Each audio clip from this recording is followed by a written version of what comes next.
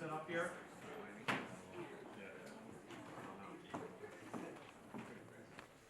My name is Donald Brennan. For those of you who don't know me, I have a real estate business here in Brooklyn. We have a brokerage, development advisory, property management, some multiple business lines focused on small to mid-sized assets in multiple neighborhoods in Brooklyn. We have a panel here today that is going to introduce you to and speak about 1031 like-kind exchanges. We'll lay out some basics for you and then talk a little more specifically about the property types that some of you own here to give some relevant information. We will then open up the floor for questions and answers. If there's a question you don't have time to answer here today, by all means, reach out to me, Tracy and Marie, anytime after this meeting. The bar is open for the entire time we're here, so help yourself. There's some snacks over there. So I'm just going to introduce myself a little more. I live here in Brooklyn. I moved here about 1994, 23 years ago. And I was originally an architect out of college. I wanted to live in the West Village, but I couldn't afford it, so this was my next best location. Thought it encompassed many things the West Village did, and it was between where my wife's family lived on Staten Island and my family lived in Nassau County, so it was very convenient. So I've been here the last 23 years.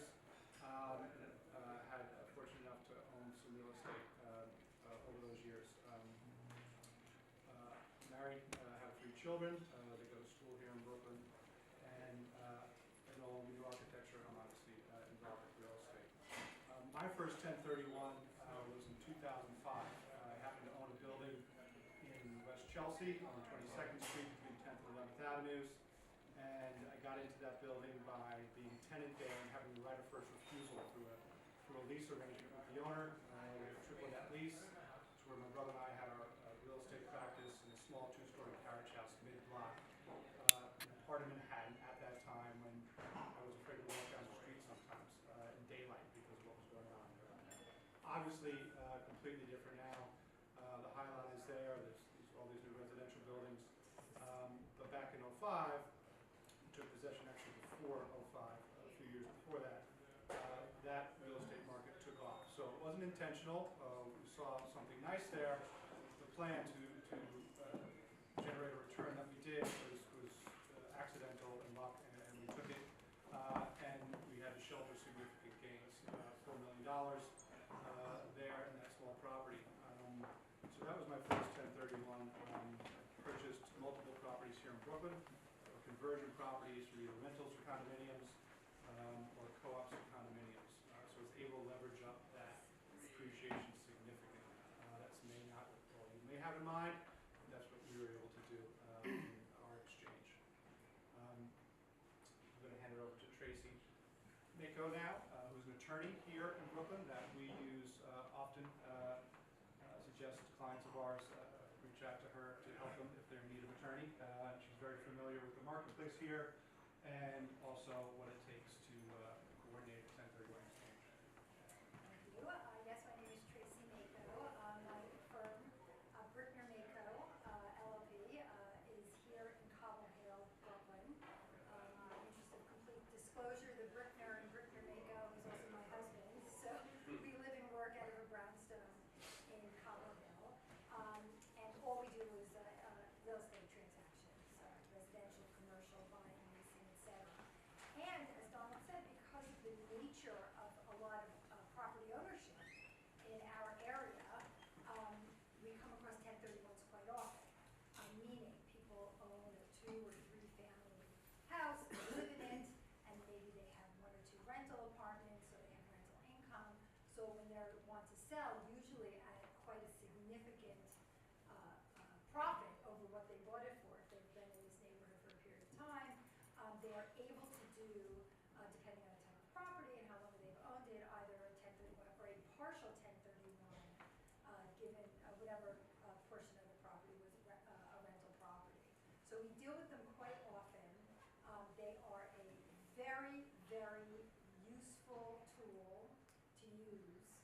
to help not avoid, but delay the payment of capital gains tax on the federal and state level, because New York State has a capital gains tax as well.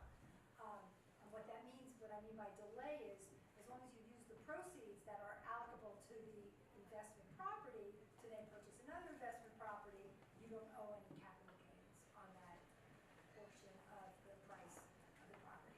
So until, of course, you realize the gain, you take the money. So what I mean is eventually, at some point, assuming you sell and just recapture the gain completely, there would be a capital gain implication. But the 1031 is a wonderful tool to use to kind of put that off until you're ready to take profit. So we do them many, many times in our practice. We see them all the time. It is possible to do them literally up to the day of closing. It is actually not a difficult process at all. I've worked with Ms. Flavin, who is a 1031 administrator. I've worked with her company many, many, many times, and I literally at the closing table had a client turn to me and say, maybe we should do that partial 1031 or something, and then assuming we can adjust whatever certified checks we want to the closing, we've been able to put a 1031 in place literally at the closing table. There are very, very, very strict time limits on doing the 1031, which I'm going to leave Marie to talk to as part of her overall presentation. We, as the attorney, keep track of that, of those time limits, and make sure that we meet all those time limits. And we are always very encouraging of our clients to look at the 1031 and explore it. And by that, I usually mean call Marie, our company. She can answer all your questions and tell you whether you're in a position to do this and what exactly it means for you. I'll turn this over to Thank you, Tracy, and thank you, Donald, for inviting me here today. I always start off saying, as we're talking about specific sections of 1031, if you have a question, feel free to reach out and ask the question as I'm approaching different topics in the section 1031 world. So one of the first calls I'll get from a taxpayer, if I'm not hearing from the attorney first, is, hi, I've been on the internet and I've discovered section 1031 and I'd like to do one of those new 1031 exchanges. This is not a new code section. Investment property owners have had the ability to defer capital gains taxes on the sale of their real estate since the IRS code was invented, so the 1920s. This is not a new deferral mechanism. This has been around for a very long time. There have been a lot of misconceptions about what a 1031 is and myths out there about conducting a 1031 exchange. My favorite is, well, isn't it an audit trigger? It's a viable code section. So doing a 1031 exchange is something that Congress contemplated for you with the exchange of investment property. Are there things you could do in your 1031 that could be audit triggers? Yes, and I'll touch upon some of those. But in and of itself, doing a 1031 tax-deferred exchange is not an audit trigger. If you're selling investment property and buying more investment property, you're able to defer the capital gains tax into that acquisition. So I always call it a change of address, right? That's all you're doing. If you own 1 Park Avenue and you sell it, and you're buying 2 Park Avenue, the only thing that's changing for you is the address of your investment property. Your position should be the same. And I'll talk about that a little further in what that means for you. The code section is a few pages long, but the most important paragraph in that code section says that you are exchanging investment property or productive use in a trade or business property for more investment property or trade or business property. So investment property can be any type of real estate, just as productive use in a trade or business can be any type of real estate. You're buying more of the same. So you're not selling a piece of investment property and going out and buying yourself a new boat or a new house in the Hamptons that you're going to use as a vacation home. This is investment for investment. So that's a key element to it.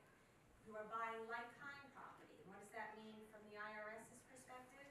More investment property. Any real estate is like-kind to any other real estate. So it's a relatively broad term to say I'm buying like-kind property. I can sell residential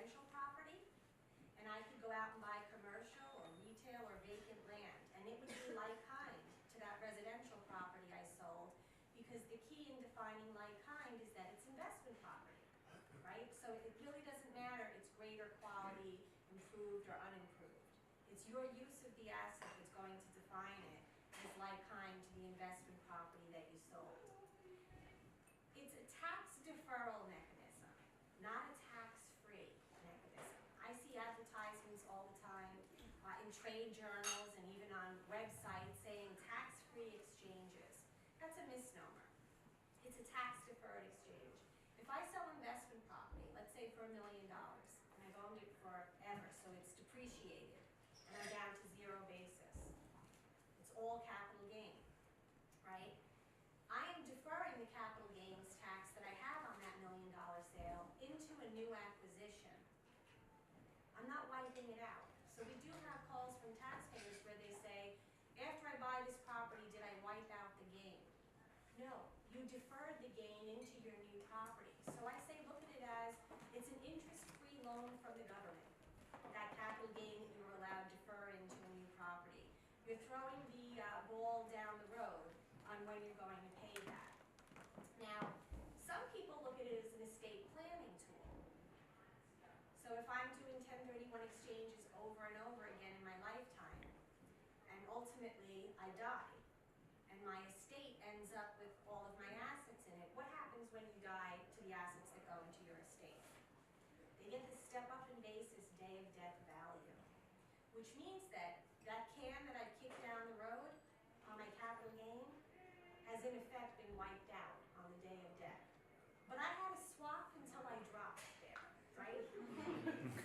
So it only became a tax-free exchange when I died. There's no asterisk on the advertisements I see calling them tax-free exchanges when you die, right? So this is a tax deferral mechanism. Now, for the average taxpayer, using it as an estate planning tool works very well because they're just going to keep rolling over and kick the can down the road, and then their estate will take over when they die. And for the average taxpayer, there wouldn't be an estate tax because your estate has to be worth more than, I think it's 5.2 million at this point to even have an estate tax. So then it became tax-free, right? But that's a long way down the road, and you had to die to make it so. So look at it as a tax-deferred mechanism, unless you're thinking of it as an estate planning tool. Now, for corporations and people like, that are involved in real estate and things like that, there's not going to be an estate tax. They're not dealing with this step up in basis issue. But for individuals, it's a nice estate planning tool. So what taxes am I deferring if I'm doing a 1031 exchange? Well, I'm deferring the federal capital gains tax. So we're either talking about 15% or 20%. If your adjusted gross income is greater than $400,000, you are working off of a 20% rate. If it's less than $400,000, you're working on a 15% rate. But for our purposes, you're probably always going to be in the 20% rate because the property that you're selling, the investment property, is going to factor in to that $400,000 number. So for the average New Yorker that's doing a 1031 exchange, their 20% rate is what they're working with. Currently, when you're selling investment property, we're working with the tax code we have now, not the promised one in the future.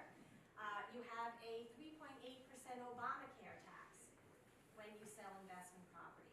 So federally, you're looking at about 23.8%. Investment property has been depreciated over the time that you have owned it. Depreciation recapture is a rate of 25%. When you sell, you have to recapture the depreciation you took, so that's the next rate you're looking at. And then New York has their hand out, right? So New York, we're looking at about 8%. So 23.8, 25% recapture, about 8% state tax. You do get some offsets federally for state tax paid.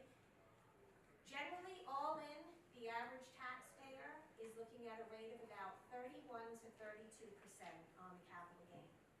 So in my example, you're selling for $1 million, fully depreciated asset. You're paying out capital gain. You're probably looking at about a check worth $310,000 going to the IRS. That's $310,000 in my example that could be working for you in a new asset. So that's why people working for them in the next property. So it's a lot of tax that you're deferring. Yes? If you move to another state that doesn't have state taxes, That's a nice idea on what you're looking to buy also. So here in New York, you are deferring as well, because New York follows the feds with 1031. So you would also be deferring that 8% that you owe New York. So can you take the money out of New York and buy replacement property elsewhere? Yes. You have not wiped out New York though. So let's say you took the money to Florida, okay? And now in the future, you sell that replacement property in Florida and you decide, you know, I'm gonna recognize this tax now, I'm not going to do another 1031 exchange. New York will have their hand out for that original 8% that they allowed you to defer. And we're often asked, well, why would a state let you take the money out and defer? It is not in the best interest of a state not to follow with 1031 because people will not bring their money in to the state if the state's not going to play ball with the 1031 exchange. So New York allows money to go out and a lot of 1031 money comes into New York. Georgia originally had their 1031 version for the state that if you sold in Georgia, you could not take the money out and defer the Georgia tax. You still deferred federally. And what ended up happening? People didn't want to bring their money in to Georgia that was coming from another state in a 1031 exchange because what would happen? They're locked in, right? So Georgia repealed that and follows almost all of the other states on deferring and allowing you to take the money in and out. There are some states that do not follow the feds on 1031, and Pennsylvania is one of them. And what that means is if you sell an investment property in Pennsylvania, you are only deferring federally. So you're only deferring that 23.8% of the depreciation you capture at 25%. Whatever you owe Pennsylvania on the gain, you will be paying. It's short-sighted of Pennsylvania because people don't want to bring money in and they're sort of locked in if they already own in Pennsylvania. How about Maryland? They follow the feds. So in most states will follow the feds because it behooves them to do so. If you want money to come in, you got to let it go out. So it makes sense. Plus, you know, most of them have a clawback provision, so it's not like they're never going to get it. They'll wait till the future to get it, unless you die. Then we're back to you swap till you drop. So, like kind, I've said, is very, very broad. We have clients that might be selling residential property. You know, it could be condos, it could be multifamily housing, it could be a mixed use where part of it's their primary residence, part of it is rental, and they're not necessarily going back out and buying more residential property. Maybe they're tired of dealing with tenants, toilets, and trash, so to speak, right? So they're looking to get into something that would be a management-free scenario where they're basically getting a check each month. So those types of clients might go into a commercial property or a retail property, triple net transactions, you know? So maybe they sell for $5 million and they go out and they buy a triple net CVS deal. So on that type of triple net deal, CVS is managing that property. That's your tenant. And you're basically getting a check each month. So it's almost like having a bond. So, you know, there's a lot of different options. Now they sold residential. They went out and they bought commercial. So it's sort of a different scenario, and a lot of people don't look at it and think that that's even an option. There are some very interesting real estate exchanges that happen that you wouldn't necessarily think are like kind. In Manhattan, we do a lot of air right 1031 exchanges where our clients are selling air rights and development rights, which they have, most people have zero basis in, and so it's all gain, and they go out and they buy, you know, commercial, retail. They're not necessarily going out buying more air or development rights. So air rights are defined as a real estate asset in New York, so they're like kind to a fee interest in something. You could also potentially be selling a lease with 30 years remaining on it. In all 50 states, if there's 30 years remaining on a lease, it's a real estate asset and it's like kind to a fee.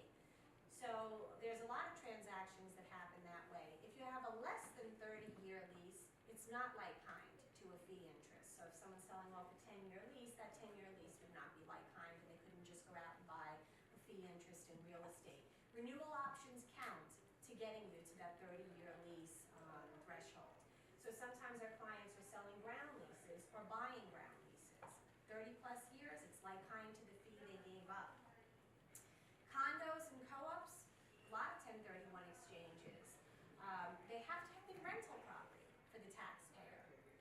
And by the same token, you could buy a condo or a co-op if it's going to be a rental property for you. So that's the key element for all of these properties, that it's investment property or trade or business property for the taxpayer. There are some outright exclusions to a 1031 exchange. The first one, and it comes up often, would be a developer or a flipper. So the developer, they buy a building, they start creating condos and selling off the condos.